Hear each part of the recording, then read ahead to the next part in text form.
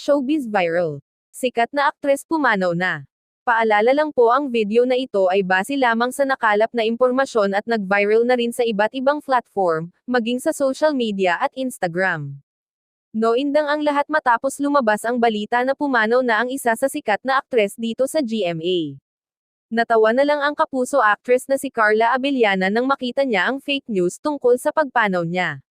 Ni-repost ng Stolen Life actress ang death hoax na ni-repost ng isang netizen kung saan makikitang pumanaw na raw siya na may petsang May 29, 2023. Aray ko po, na lamang siya na may kasamang laughing emoji.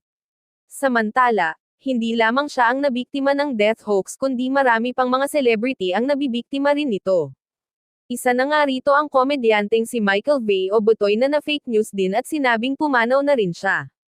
Samantala nabalitaan namin na may bagong pag-ibig na daw ang aktres. Masayang-masaya daw ang pagtatapos ng taong 2023 para sa kapuso aktres na si Carla Abellana, dahil naisakatuparan na rin sa wakas ang pag-move on nito sa kanyang dating asawa.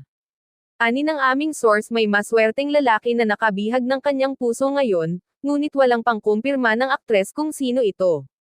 Kitang-kita rin sa mga larawang ibinahagi ang abot-tengang ngiti ng aktres, dahil sa lubos na kasiyahang nadarama niya sa kanyang bago na nagpapatibok ng kanyang puso. Ayon sa pahayag ng aktres, isa lang ang gusto nilang mangyari, ang mahalin siya ng lubos. Pahayag ng aktres, ayaw na niyang matulad sa dating mga naging karelasyon, mas smart at wise na daw itong pumili upang hindi matulad sa mga naging kahapon. Ikaw, ano ang masasabi mo?